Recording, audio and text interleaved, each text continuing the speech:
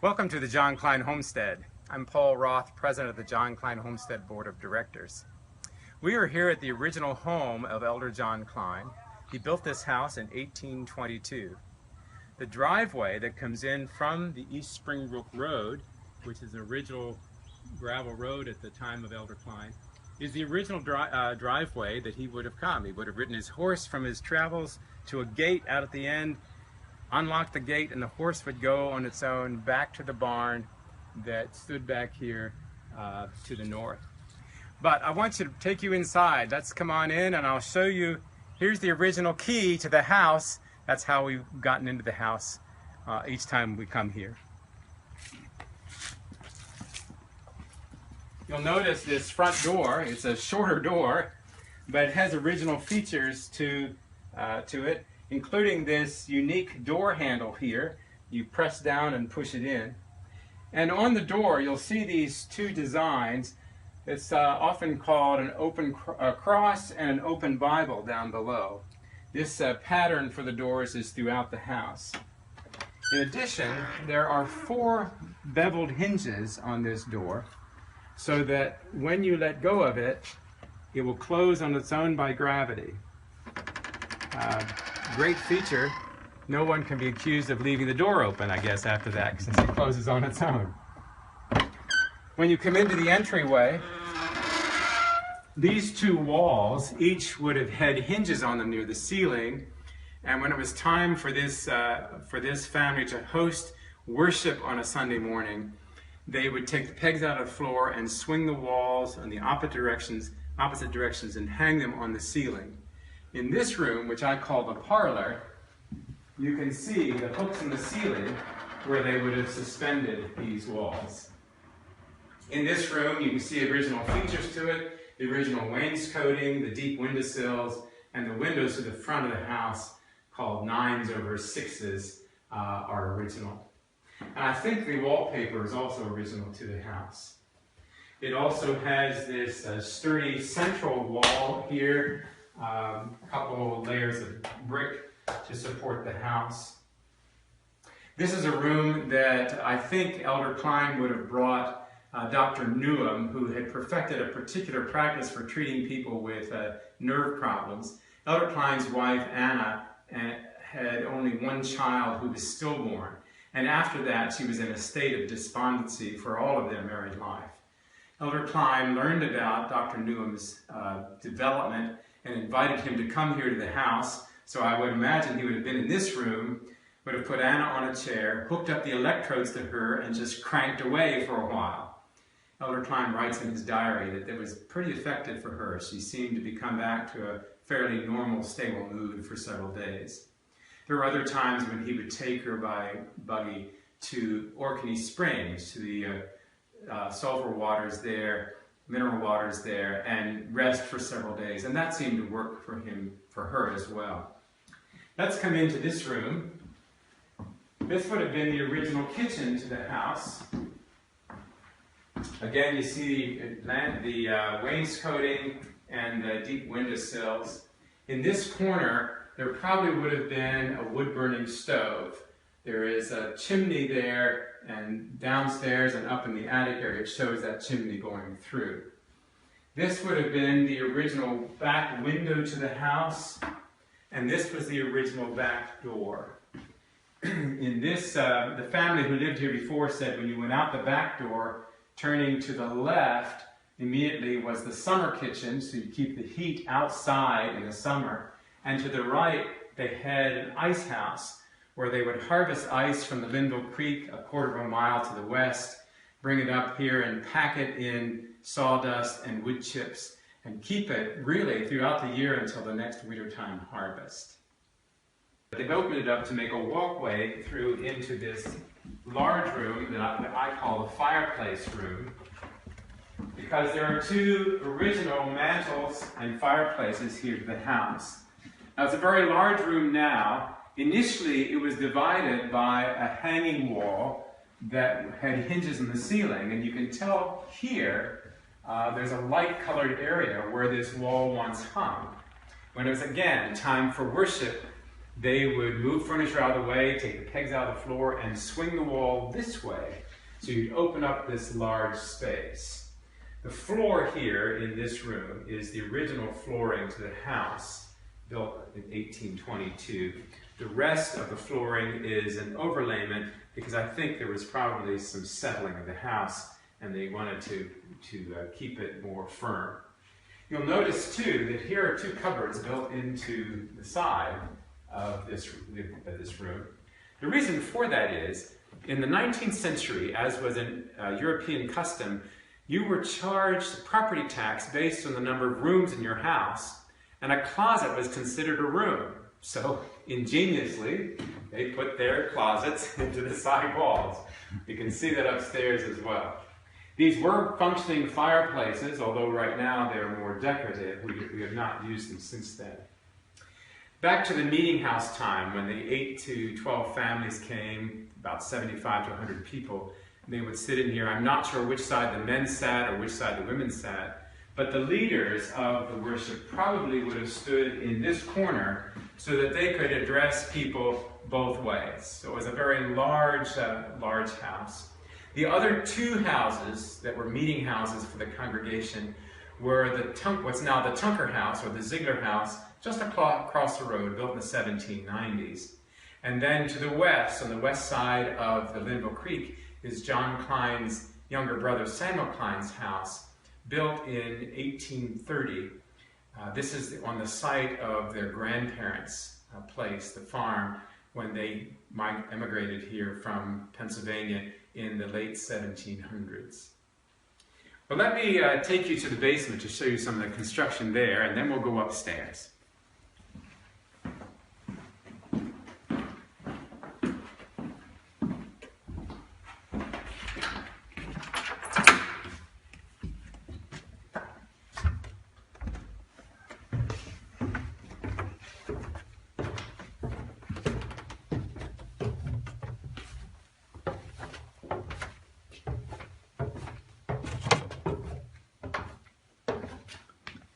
Here we have this long oak beam which supports the entire house. I'm assuming it's yellow pine. I would love to have seen when they cut it down and put it here, because this is remarkable. This supports the whole house with these limestone shaped rocks here in the center pillar. The rest of the foundation of the house are limestone that would have been gathered from the fields around here. There were plenty. Except I see there's one large limestone rock they did not take out, but kept it as a part of support for the foundation of the house. Very durable house. You can see on this beam the adze marks where they use the adze, A-D-Z. It's a hand tool used for shaping wood and beams like this back in that time. So they probably use a block and tack on horses to lower this beam into place once they had the foundation set on either side. Over here, you can see how they insulated the house and supported it. These planks would cover pieces of wood that were wrapped in horsehair and tucked in here. This was an old German custom. I don't know the German name for that, but it was very good insulation. Dr. Darrell Nash of JMU brought his class on historic restoration and preservation here 4 years ago and used this as a featured site, and he was just remarking about how this was such a good, ingenious way to insulate a house. What we found is that with our regular pest control that comes quarterly, they're amazed. There's no insects, no major insects here that would be problematic for the house. So it worked as well. Here you can see some support fence posts that they brought in to help support the floor above. Apparently it was sagging some more, so that's a newer feature that's added here. I do want to show you that the roof outside initially had slate panels like this, and back in the corner there was a whole stack of them yet. This would have been an expensive feature to the house when they built it. I think after years and they started to break away, it was too expensive to replace. So we do have a picture of the house with shaker shingles that were put on. Right now, it's a metal roof, and that helps to preserve the house as well. But this is a remarkable place this would have been, I think, probably their cold cellar. The original entrance to it is here to the outside.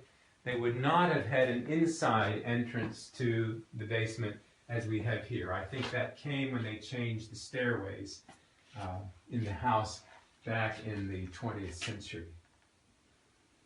The supports on the side, they kind of look like fireplaces, but actually there's supports for the fireplaces above, on the floors above. They've etched one out here to put in the electrical panels behind, so that's a 20th century change there, as well as the fuel source for heating the house. All right, let's go upstairs and see some features up there.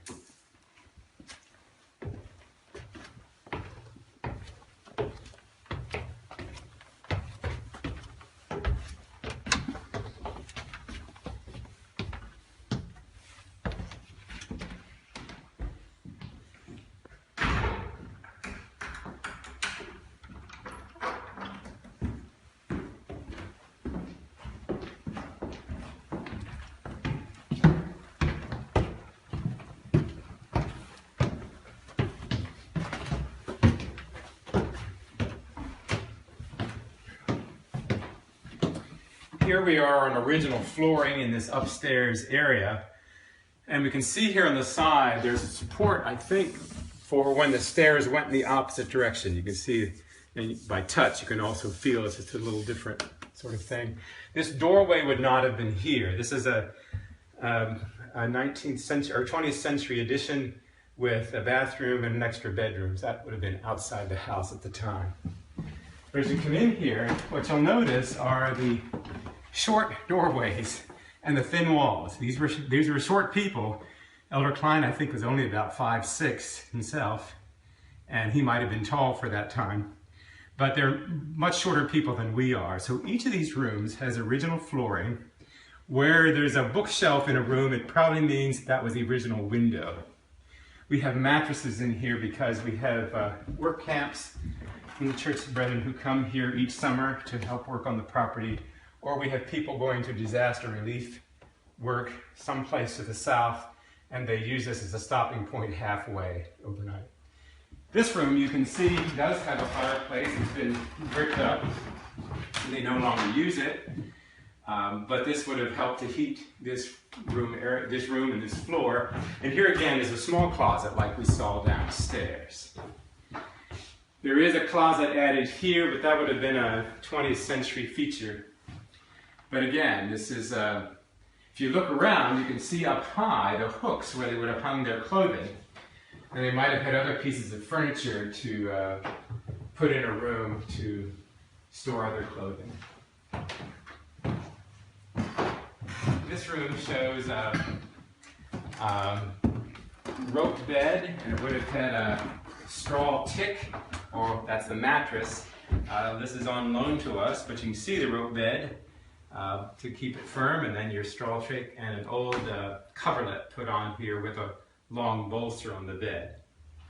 This is a rocking chair of the time period. It actually belongs to my great-grandfather, who was a minister, an elder at a church in Pennsylvania, and I was given that from him. So again, this is just a very, it's a small room, but for them it would have been a large room at the time. Very simple in its decor, because they wouldn't have used much else. This room is a larger room, much larger room, and again, you can see the hooks around the top of the walls for hanging things. Elder Kline is quoted in the Kline genealogy as saying he could keep 50 people overnight when they would have love feast. That is a long communion time that the brethren had held. Well, I want to show you another feature here that shows that the stairs really would go in the opposite direction. When we look in here on the side, you can see where the paint is diagonal going in this direction. So it makes sense to me that you would not want to have stairs that walk into the rafters. You want to go with the flow of the rafters. Plus, these steps are so narrow, I think what they did is inverted these and turn them around, and they're so high, so it's a rather steep entryway up here. But this is a remarkable room that I invite you to come with me up here to see how large this is.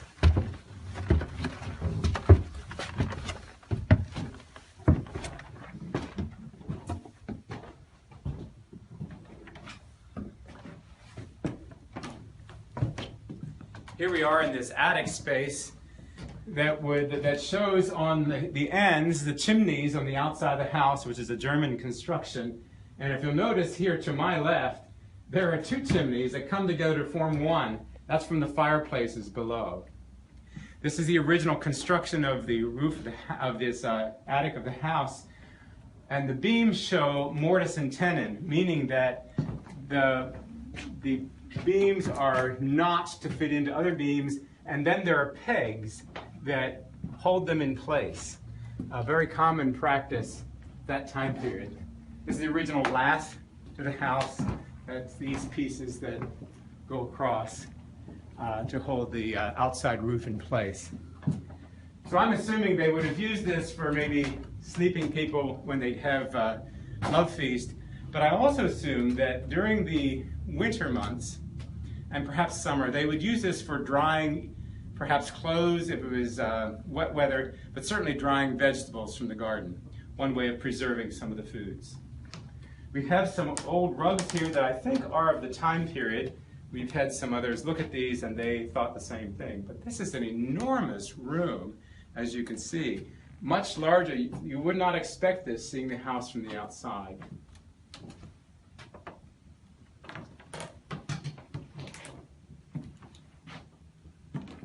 Okay, let's go down. I'll show you some of the outside buildings and other features to the property.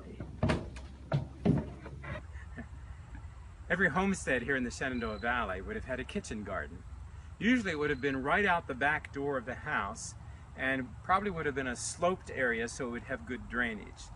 The reason for the proximity to the out back of the house is that's where the kitchen was, and the proprietors of the kitchen would come out and gather their harvests and be able to work them. We have put a 19th century kitchen garden here. It's on the south side of the house just because the family who lived here for a while did have a garden here, and the Homestead Board of Directors does not yet own the property beyond the rail fence behind the house. So in deference to those predispositions, we thought we would just at least have one here as an example. A couple years ago, a JMU history major wanted to do an internship, and she asked if there was something here that she could do. And I said, well, yes, we need research on a kitchen garden. So she did that and she and her husband created this exhibit here. There are two panels that give not only the background of the kitchen garden, but also they talk about some of the items that are raised here, or how the kitchen garden was maintained from insects and other critters. This is a great site that many visitors here have appreciated, but especially for the field trip for elementary school children. We have someone who works with this and explains, whether it's the spring or the fall, what's growing in the garden, what has been planted, or how they preserve it. There's not much here now at this time of year, because this would be a preservation time, but it's a great feature to at least know one of the living conditions around the house in this time period. This, by the way, is the women's domain. The men would set up the garden initially and till the ground, and then they were to stay out of it because the women took care of it after that with the children. So it was primarily their work because they needed to do that to provide food. Some of what they would preserve would probably have been in this building, which we call the wash house, but it is a spring house. We can go down there and we'll show you some of the features. It still has running water underneath the house, although the family who lived here before had covered over the place where the water flowed freely. So now it just goes out of sight underground, but comes out on the far side. This would have been an important place here for the family because they needed to have a place to keep milk and butter and eggs and other things to cool. So on this back wall, there's a ledge here now built over the place. It would have been a running trough of water. This is where they would have. This was their refrigeration unit, so they could keep those things cool for whatever time period. They probably would have had one cow, maybe two, depending on how large their family was. You wouldn't want to have much more than that because that's a lot of milk to deal with. But they would have had the fresh whole milk, and you would have used a butter churn here. This is one. In the house, I think we have one that's a hand crank, but this butter churn would have been a way of stomping the cream on the top of the milk, and be able to continue to prepare it so that it sets up and forms. And then they would shape it in some molds and put it here in the trough to keep. The other feature in this house is a fireplace. And they would have had large kettles like this one, and there's another one back in the corner there. They would have used that for several purposes. One is they would have used it for wash.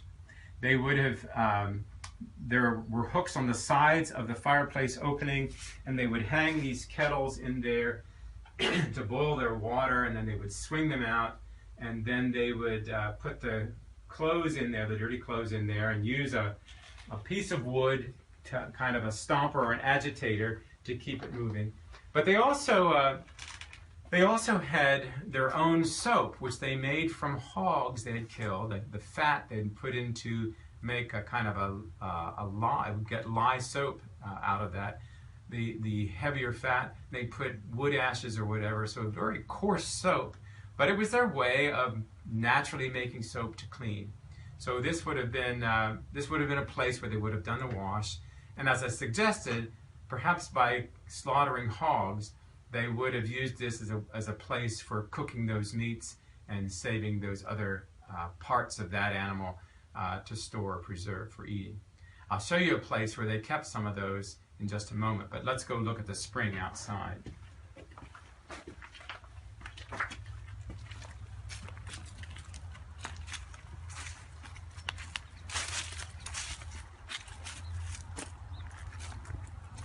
As you look down through this growth area, it's taking over the spring. You can see fresh running water. So this would have been pure drinking water for them. In this limestone area, there's a lot of open streams like this, which are natural to the homesteads. So it's an important feature to the house for them to have fresh drinking water, also for cooking, also for washing, or even watering plants. So it's very close by to the house and to gardens and whatever else that they were using. A great feature on the homestead.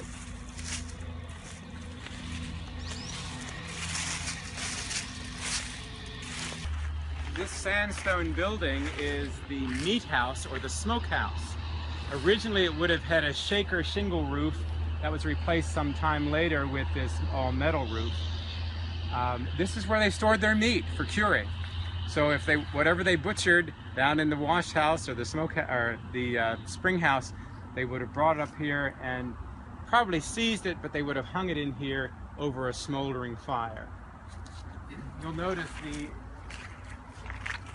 interesting key to lock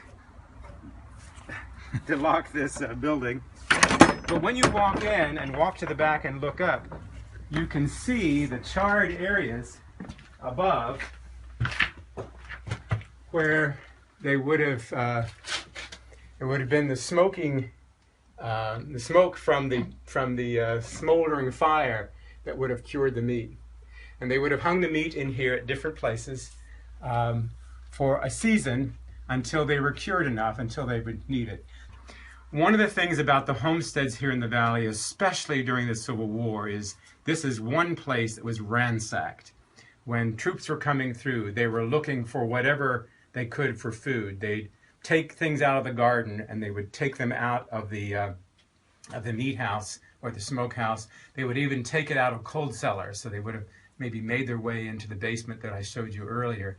It's reported from here that there were crocks of apple sauce or apple butter, and even of slaw, of cabbage slaw that were taken. It was just a really horrible time, and there was no way of preventing them from taking whatever they wanted. Also, troops would have taken chickens and eggs. They would have killed pigs and sheep and taken those, sometimes even a cow or so. And the main source of energy for farming, they would have taken horses to replace the ones that they had lost during the war. In a claim after the war was over, there was a report that 3 horses were taken from this farm, but they never got any compensation for them from the Union Southern Claims Commission. Let me show you our herb garden out here.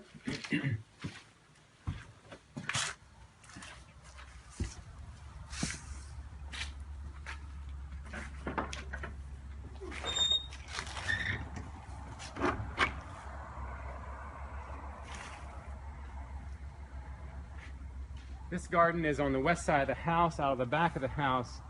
Again, it would not originally have been here, but to remember Elder Kline's particular mission and ministry of herbal medicine practice before and during the war, we have 2 women. One woman started this, researched his diary to see what herbs he used, and put some initial herbs in here.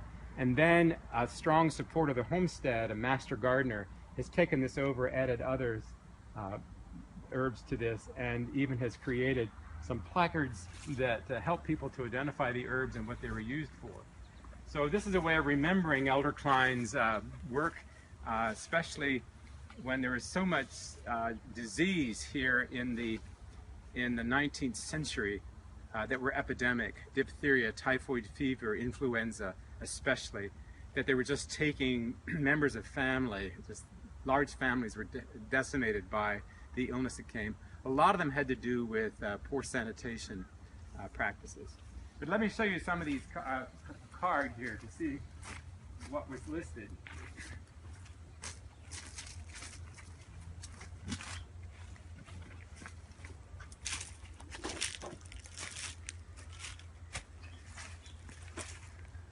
Debbie Turner, who is the master gardener who works on this, did this research and prepared these laminated cards.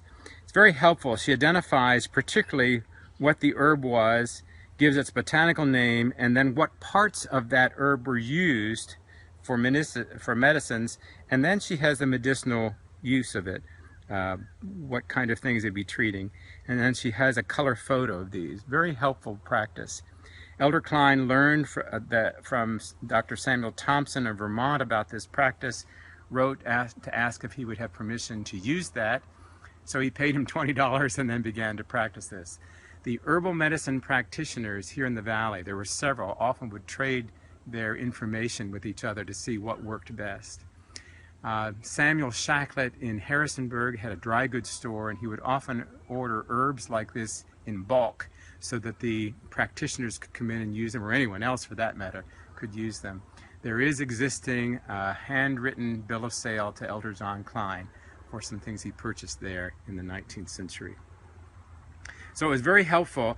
Elder Kline, on his missionary travels to share the gospel in the Western Virginia, often would go at times a year when certain roots and herbs became available, and then he'd come back and use those inside. In the house, we have his original mortar and pestle that he would, after he had dried the herbs, he would grind them up and then make certain powders to put in bottles, and then have these medicines available to use. I hope you enjoyed this virtual tour of the John Kline house and the John Kline homestead. We invite you to come back with a group, either your classroom or others, for a personal tour. In the meantime, I want to share with you 2 resources that might help you in telling the story of John Kline. One is a children's book called The Middleman. It is very simply written, telling John Kline's life with children's photos, or children's artwork to describe his life. The other is a book of history. The Olive Branch is a collection of stories of brethren Mennonites and others who suffered for their faith during the Civil War. In the back of this, there is a particular song that was written by those who were captured in West Virginia. A smaller group was brought to Newmarket and kept in a guardhouse, and they wrote the verses. These are only 4 of the 9 verses they wrote. Elder Kline was arrested here at this house and taken to the jury room in the Rockland County Courthouse with other Brethren and Mennonite leaders. He wrote the refrain. It's just a helpful reminder of the dramatic faith experiences people had and how they wrote it into a hymn that they sang at different times as well. We look forward to having you come here to the John Kline Homestead. If you're interested for a tour or even for our candlelight dinners that we have in the spring and the fall, give me a call, 540-421-5267.